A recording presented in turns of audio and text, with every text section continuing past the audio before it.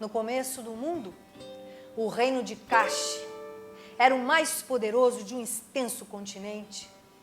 O rei era dono de todo o cobre, de todo o ouro da região, mas nem por isso ele era feliz. Porque, segundo um costume muito antigo naquele lugar, depois de um certo tempo de reinado, ele deveria ser morto. Os sacerdotes, todas as noites, observavam o trajeto das estrelas, faziam oferendas, acendiam fogos sagrados e, por isso, eles podiam determinar o dia exato em que o rei devia ser sacrificado. Quando essa história começa, um novo rei tinha acabado de ser nomeado pelos sacerdotes. O seu nome era Acaf. E o primeiro ato de todo rei daquele lugar era determinar e escolher a pessoa que o acompanharia no seu caminho da morte. O rei Acaf escolheu Farlimás, um escravo que lhe havia sido dado há um certo tempo atrás por um rei do Extremo Oriente. Ele era muito famoso pela sua arte de contar histórias. Quando Farlimás ficou sabendo da notícia, ele não teve medo. Ele disse para si mesmo: essa é a vontade de Deus. Havia também um outro costume naquele lugar, segundo o qual um jovem ou uma jovem eram escolhidos pelos sacerdotes para ficarem durante o tempo do reinado tomando conta de uma chama que tinha que permanecer acesa o tempo todo. E esses jovens tinham que ficar castos até o momento em que essa chama deveria ser extinguida, o que aconteceria logo depois da morte do rei. E quando isso se desse, esse jovem ou essa jovem também teriam que morrer. Os sacerdotes escolheram Sali, a irmã mais jovem do rei Acaf, para ser a nova vestal, mas ela tinha muito medo da morte e ficou apavorada. O rei Acaf, durante um certo tempo, ele conseguiu usufruir das suas riquezas, mas logo lhe foi dado perceber que a cada dia que ele desfrutava de felicidade, mais um passo ele dava na direção da morte que se aproximava. Ele teve medo e lhe foi dado um outro pensamento. Ele resolveu convidar Farlimás para aquela noite vir contar uma história na sala do trono para ele e para todos os seus convidados. Quando Farlimás chegou, ele prontamente atendeu ao pedido do rei e começou a narrar. A arte de Farlimás era como o haxixe, que leva a uma doce embriaguez. Quando terminou a noite e Farlimás acabou de contar, as pessoas nem tinham percebido que o dia já surgia no céu, porque todos o escutaram e todos se esqueceram de tudo. O rei se esqueceu do seu medo, os emissários se esqueceram de comer, os escravos se esqueceram de servir. E foi assim que naquele mesmo dia o rei Acaf pensou em convidar outra vez Farlimás para lhe contar uma outra história. E ele veio naquela noite, na noite seguinte, na outra e na outra. E a sua fama se espalhou pelo reino afora. Todos sabiam das suas maravilhosas palavras e lhe davam presentes. Até que um dia, Sali, a irmã mais nova do rei, pediu ao seu irmão para que ela pudesse apenas escutar uma das histórias de Farlimás. E naquela noite, quando Sali entrou na sala do trono, Farlimás a viu. Por um instante ele quase perdeu os sentidos. Tudo o que ele via era Sali. Tudo o que Sali via era Farlimás. Tirando os olhos dela, ele começou a contar. E aos poucos, as pessoas foram se distendendo e foram adormecendo. Quando chegou a manhã e ele terminou de falar, todos dormiam na sala do trono, menos Sali, que tinha os olhos fixos, estava completamente desperta, olhando e escutando as palavras de Farlimás. Ele disse sua última palavra e se levantou, foi na direção dela e ela também veio na direção dele. Eles se abraçaram e Sali disse: nós não queremos morrer. Eu sei, disse Farlimás, mas você é a única que pode dizer o modo como nós vamos permanecer vivos. Mostre-me o caminho. Muito bem, disse Sally, eu vou pensar numa maneira e quando eu souber, eu conto para você. Eles se separaram, enquanto todos ainda dormiam na sala do trono.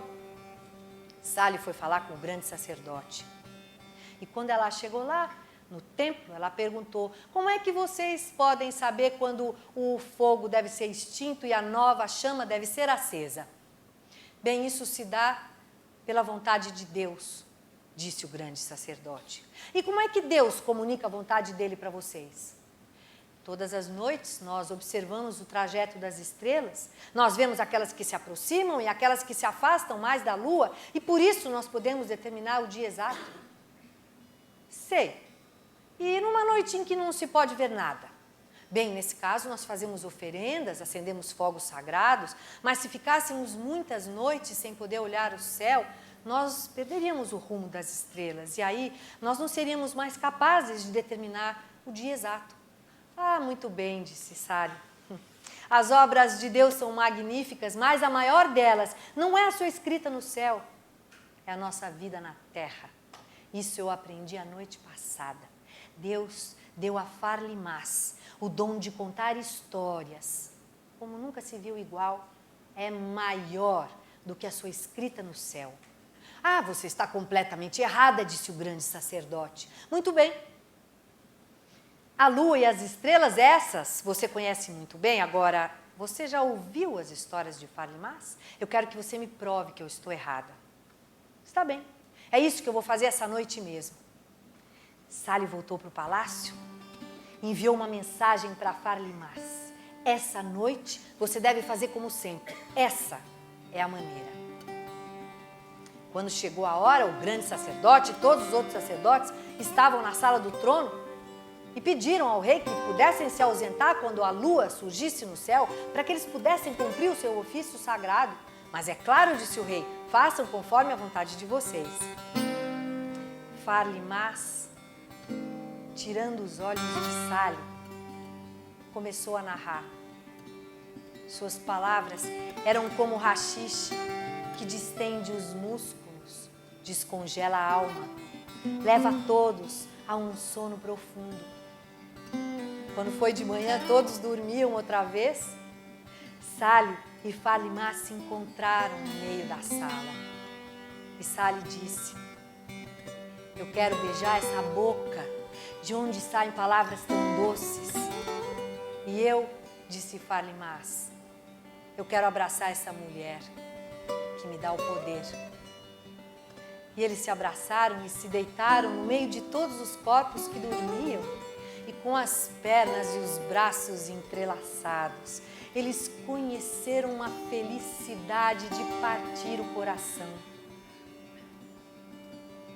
Depois eles se levantaram e saíram juntos. Sally perguntou, você entendeu a maneira? Entendi, respondeu Farlimás. E depois, quando ela foi falar com o grande sacerdote, ele disse, eu ainda não sei dizer nada a respeito desse Farlimás, eu vou precisar voltar lá essa noite. E eles voltaram na noite seguinte, na outra, uma semana, um mês se passou, 2 meses, 6 meses se passaram. Os rumores passaram por todo o reino a respeito da negligência dos sacerdotes, que não observavam mais as estrelas. Eles perderam o rumo do céu e ficaram completamente desesperados. Foram falar com o rei Acaf e disseram, não é possível, enquanto esse homem viver, tudo o escutará. Ele está perturbando a ordem estabelecida. É preciso decidir, afinal, se ele é ou não o enviado de Deus. Muito bem, disse o rei Acaf, mas o povo todo deve testemunhar. E enviou todos os emissários para 4 cantos do reino, dizendo que naquela noite Farlimás falaria na grande praça, diante de toda a multidão. Muita gente acorreu, milhares e milhares de pessoas fizeram um palanque enorme no meio da praça, puseram um trono velado, porque naquele tempo e naquele lugar o rei nunca podia ser visto por nenhum dos seus súditos. O rei Acaf se colocou atrás do véu, Sally sentou-se ao seu lado, vieram todos os sacerdotes, os emissários. Farlimás chegou, saudou o rei e tomou o seu lugar. O grande sacerdote disse bem alto diante de todos: esse homem está perturbando a nossa ordem estabelecida e essa noite ficará decidido se é ou não por vontade de Deus. Farlimás, tirando os olhos de Sali, fitou a multidão e disse: eu sou um servo de Deus. E começou a narrar. Suas palavras no início eram doces como mel. Sua voz penetrava na multidão como a primeira chuva na terra seca. Sua fronte brilhava como um sol. Da sua boca exalava um perfume mais intenso que o almíscar. Sua arte era como haxixe. Mas à medida que o dia foi nascendo, quando a noite estava ainda terminando, sua voz se tornou mais e mais poderosa. Penetrou no coração das pessoas.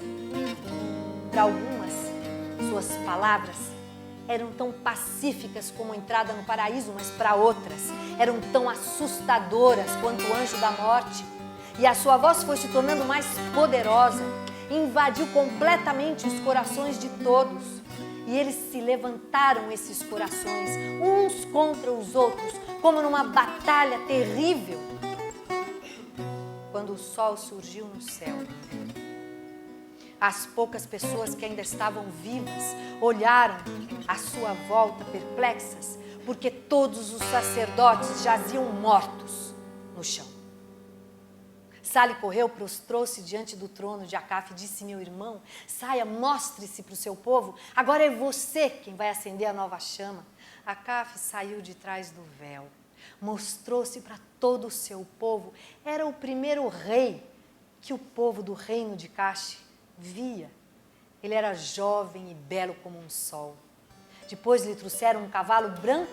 Ele montou naquele cavalo, à sua esquerda Sali, à sua direita Farlimás. Eles foram até o templo e quando chegaram lá, o rei Acafe cavou 5 buracos no solo do templo. Farlimás depositou 3 sementes nos 3 primeiros. Sali, mais 2 sementes. E as 5 sementes germinaram juntas. Ao meio-dia as espigas estavam maduras. Daquele dia em diante, nunca mais houve sacrifícios humanos no reino de Cache. O rei Acafe governou ainda muito tempo, até que Deus resolveu levá-lo embora. Farlimás sucedeu no trono ao lado de Sali. Foi um reinado magnífico, foi um apogeu, mas também foi o fim do reino de Cache, porque quando Farlimás morreu, os reis vizinhos invejosos vieram e destruíram tudo. Não sobrou nada daqueles gloriosos dias, a não ser a memória das histórias de Farlimás, aquelas que ele trouxe lá do reino do leste, de Além-Mar. Essa é a história do apogeu e do fim do reino de Cache. Mas é também a lenda imortal de Farlimás, o contador de histórias.